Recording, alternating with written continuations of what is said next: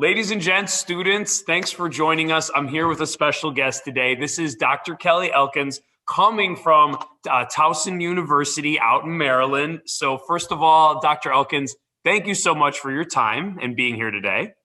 Thank you so much. It's a pleasure to be here.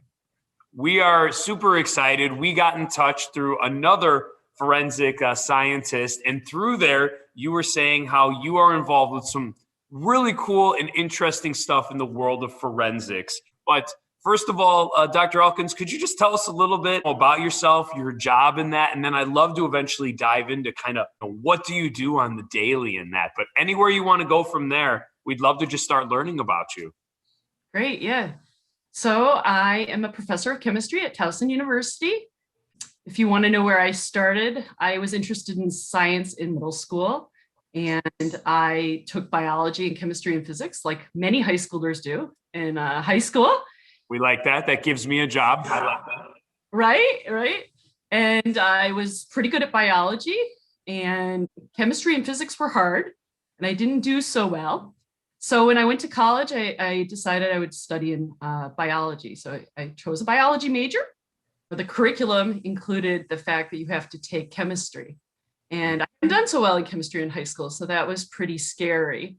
And you also have to take physics. So even bio majors have to take chemistry and physics. I was a scholarship student, so it was really important for me to keep my grades up, to keep the scholarship. And again, that chemistry class was kind of scary looking on my first year course schedule. But lo and behold, the second time around, things clicked. And I think it's good to let students know that sometimes we just need to try it again and again. And eventually we do get it. And so I kept my biology major and I graduated with a degree in biology. And then I actually added a chemistry major before the end. So I had 2 degrees by the end of the 4 years. And like you, I was going to become a high school teacher. So I did secondary education classes. I did everything except student teach. I had that lined up. And one of my college professors said, why aren't you considering going to graduate school? And I think coming from a small town in New Hampshire and with parents who hadn't gone to graduate school and didn't really understand that path, the thought had not really occurred to me. And so at that point, it was a very late start date to really start researching graduate school. One of my professors made some calls, and I landed at Clark University for graduate school. And it was a terrific decision. It was a great fit for me. It was small and personal. And after 5.5 years, I earned a degree in biochemistry and a PhD from my graduate work. And so then, like many faculty do, I did a postdoctoral fellowship before becoming a professor. That's a pretty typical track. So you do 5+ years of research to earn a PhD, and then you go do more research to prove that then you are qualified to be on your own and to compete in the job market, right? So it's competitive. There are a lot of people who are really smart and who can do these jobs. So you need as much training as possible. So I went to MIT in the biology department, and I studied protein design, and from both an experimental and a computational side. So I did a lot of complicated calculations. So it's really important for students to study as much math as they can. And biology majors typically only require calculus, but I always tell students, if you can handle it, take more math. You don't need to necessarily get an A, but that experience and that training is only going to help you. And so then after my postdoctoral fellowship, at that point, my husband was in the Army. And so we took a tour of the country. So I've taught at several colleges and universities in several states. So I began in a community college teaching students interested in biology and chemistry, and then continued and taught at 4-year colleges and universities, and now at Towson. Well, that's awesome. What a path, too. That's cool. I love that chem was kind of in high school, and then it was something that kind of you enjoyed and were passionate about and followed further and ended up with a double major. That's super cool. And I thank you for explaining the doctorate and then the postdoc. I don't know if a lot of students often look that far out, and it's great to just have that mindset of, oh, these are the options. And once you get your doctorate, you still have to, like you said, prove yourself that you can publish and things like that. So I thank you. That's wonderful information. So now you're here at Towson University, and we see behind you, you have a forensics chemistry book. We know you're published, you're an author, you're associate professor, you're doing a lot of things. Could you kind of talk us through, like, what does your daily life look like? Because you are this professor in that, what does it look like for you on the daily? Sure. So I have thought long about what does my typical day look like? Yeah. And, I'm not sure if there is a typical day, right? And I think that's part of the fun of the job is that my days are varied and the number of students I work with is large and it's a lot of fun. I like the students, I love their energy, and I like the unique perspectives they bring and the ideas. I mean, it really makes me think of things that I hadn't thought of. I start my day by early in the morning opening emails and responding to student concerns and responding to questions from my chair or my dean. And then I usually get my children off to school when we do go to school. This morning it was getting them off to school at home and then go to work. Usually the first thing I do is check in my lab, see the students, see if anybody's shown up and if the students are working in lab, ask them what they're working on, help them out solving problems, troubleshooting if they're having any questions or issues with the experiment that day. If they have new data, I love data. And so if they show me new data, I get all geeked out and I'm excited to see the data and interpret that with them. And then, I'll go to my office, prep for class, go lecture and explain chemistry to students, teach chemistry, stay after class, usually answering questions. They have office hours where we answer questions and then teach laboratory classes. So I may have to prep for lab and go teach a lab class, which is great because then I get to interact with students a lot more one-on-one, which is one of my favorite parts of the job. I don't really like being in a large lecture class, having to teach to 50 students and trying to have all the answers. I don't claim to have them all at this point. And then, after lab, usually there's a certain amount of tidying up and clean up that you have to do when the students leave. And then I kind of do my rounds after, right? You go back to the lab, check on the students who are working on independent research projects, check more emails, and then finally go home and then start thinking about what's the next day going to look like and grading papers and all of that. We talked about the books, and I've been lucky enough to publish a couple of books, but most of that work happens on school breaks and in the summer. Sure. Hard to find time during the normal semester to write, but I do make it a point to try to write often and write a little bit every day. And I think that keeps the momentum going. I like that. And thank you for explaining. And just to clarify, so you as a professor, you're not only teaching classes and running labs for students, but you also have your own lab that has some students helping alongside of you with research, but also potentially doing their own research as well. Right. Some of the questions are student driven. They come up with the questions. They say, I want to research DNA recovery from the surface, whether it be like Under Armour or the Timberland boots are particularly troublesome, or fur-lined gloves. So different kinds of substrates or surfaces. So we'll work with them on those projects, right? I'll help them with the methods, which I have a lot more experience in, and they're still learning, but they're straightforward. And so, and there are a lot of commercial products, so they tend to work. And so the students can conduct the experiments and get results and be able to interpret them. Some of the projects are more driven from my side. They're more my idea or a team project, right, that has some amount of funding or backing from the university. And so one of them that we're working on right now is with a colleague from the anthropology department. Yeah. And she has been working with the Maryland Department of Transportation for many years. She's a former crime scene investigator, as well as a faculty member.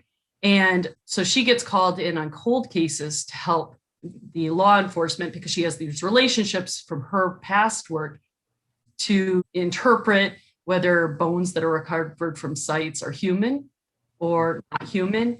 And then, Maryland's a very old state.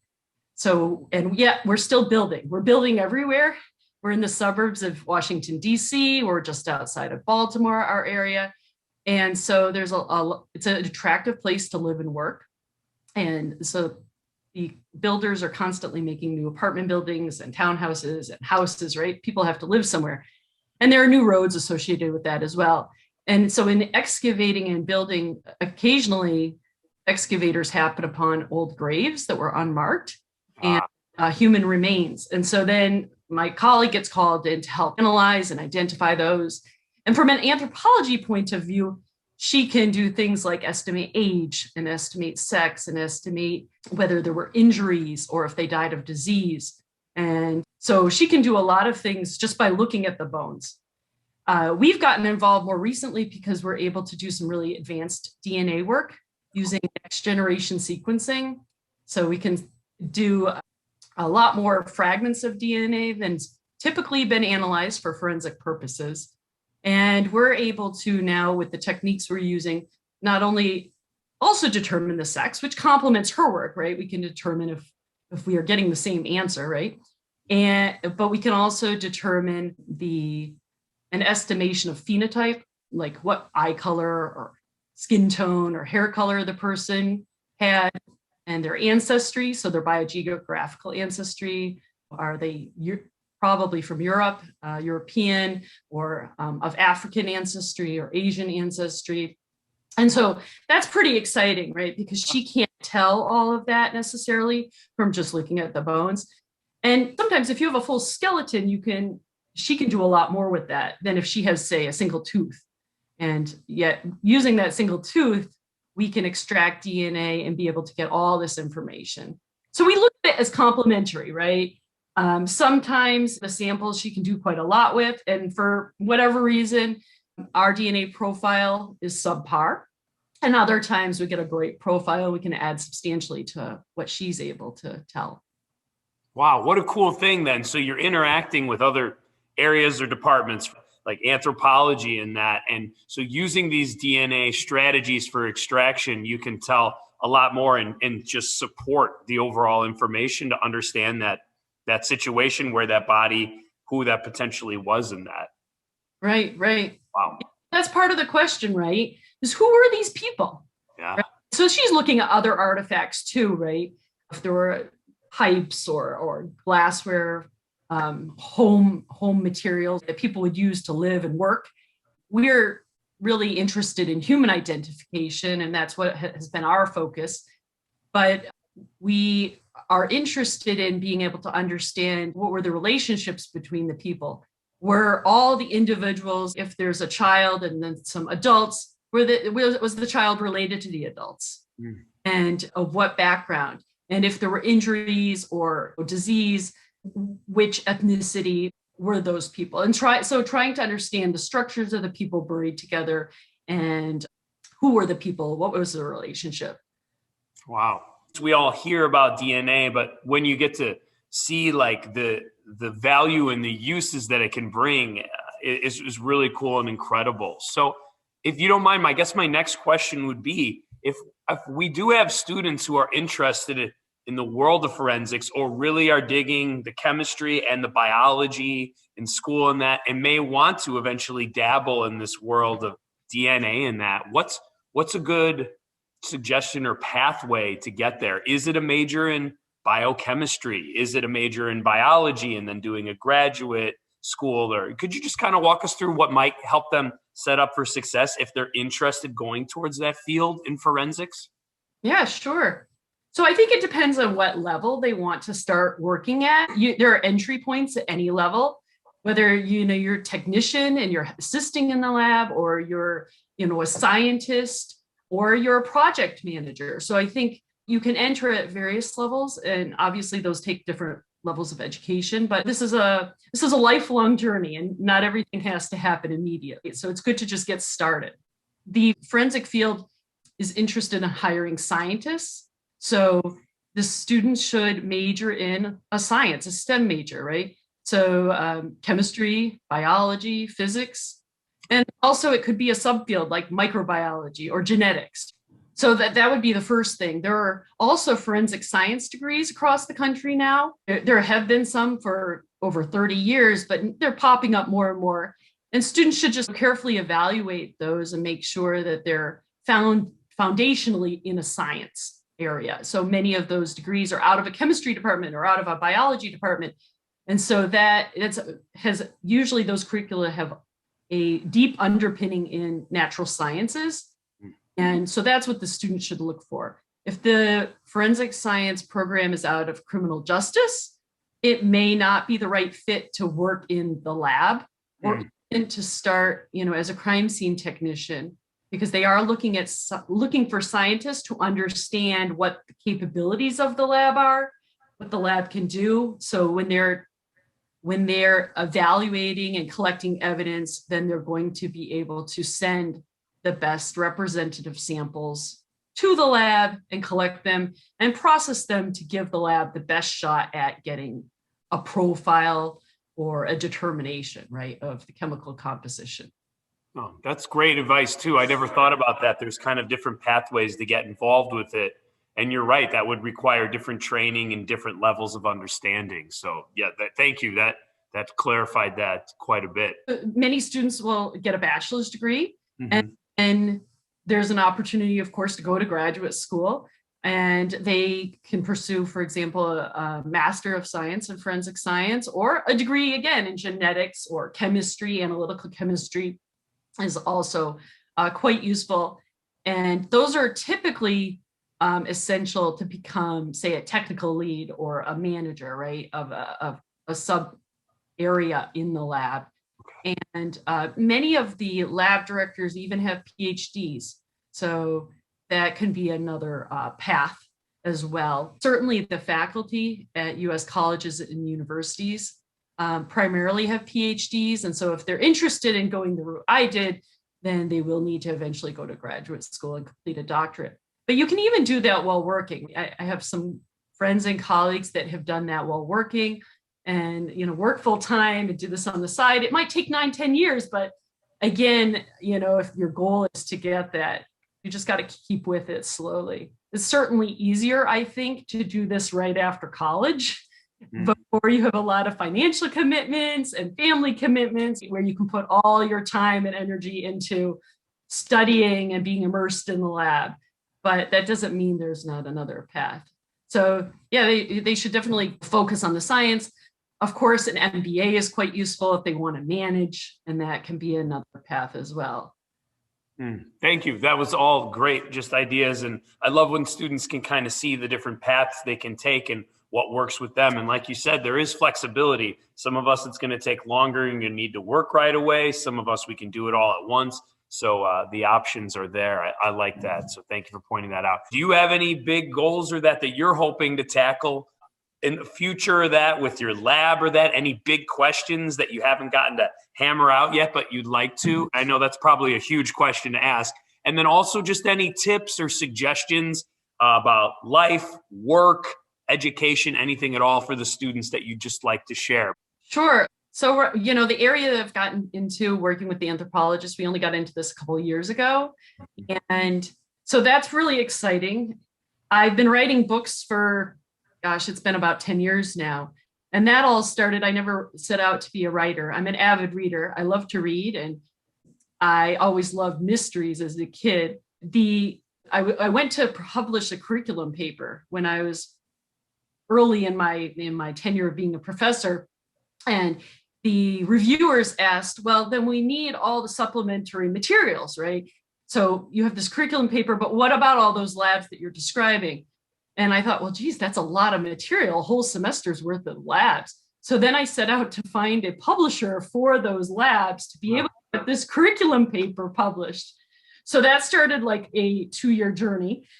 So I submitted proposals to publishers and was able to secure a publisher, and that led to the publishing of my lab manual. And I did eventually get that curriculum paper published. That took quite a while. So sometimes things go in a very circuitous path that you didn't plan. And once you finish one project, right, people like people who finish projects. And so then I had a second publisher contact me and say, we saw you finish this project, you made this lab manual. Would you be interested in writing a book for us on forensic chemistry? And so I was abroad at the time for a big birthday, and I said, okay, great, I'll contact you when I get back.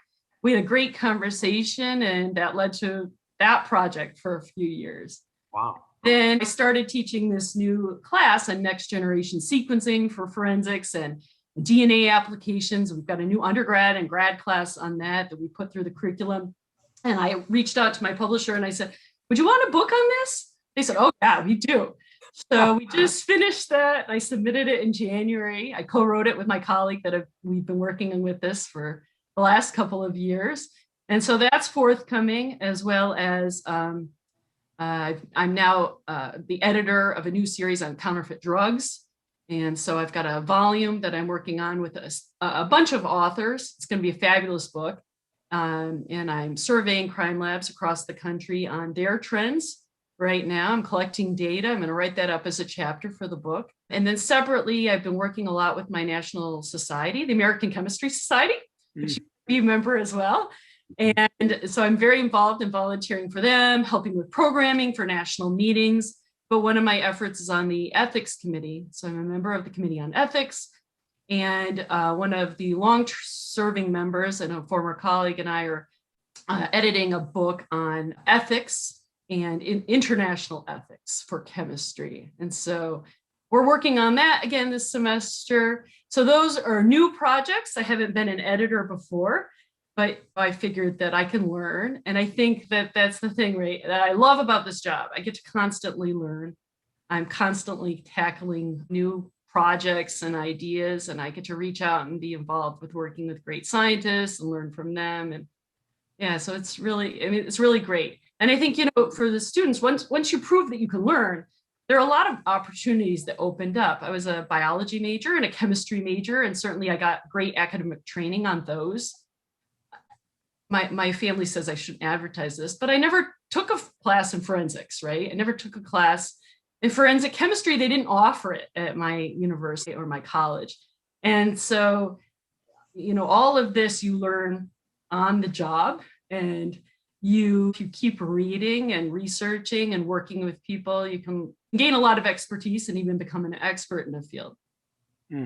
Thank you. A couple of things you said that just really resonated. I love too. You're just the demonstration of always constantly lifelong learning in that. It looks like you are constantly pushing yourself, new projects, new goals, and that it's interesting where the career has taken you, where now you're a successful published author that continues to do that. I think that's wonderful that you're saying yes to new things. And I think it's paid off in your career and it looks like your satisfaction of your job and career as well. If there's anything else you wanted to add, feel free.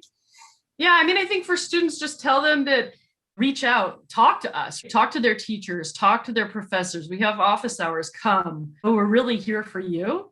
And that's why we chose this profession. Every day, honestly, me building my network, me doing these things and researching with students, it's all really to help them reach their career goals and to help them be able to find jobs. And so I hope that they're using me, using my network, and using what they've learned, working together to be able to do that.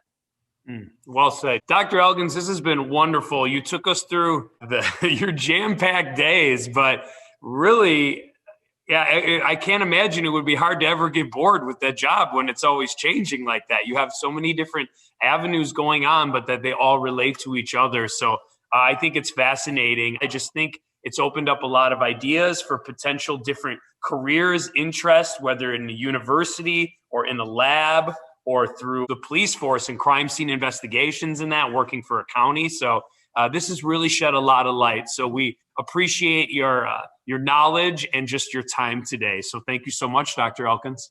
Yeah, thank you so much for having me.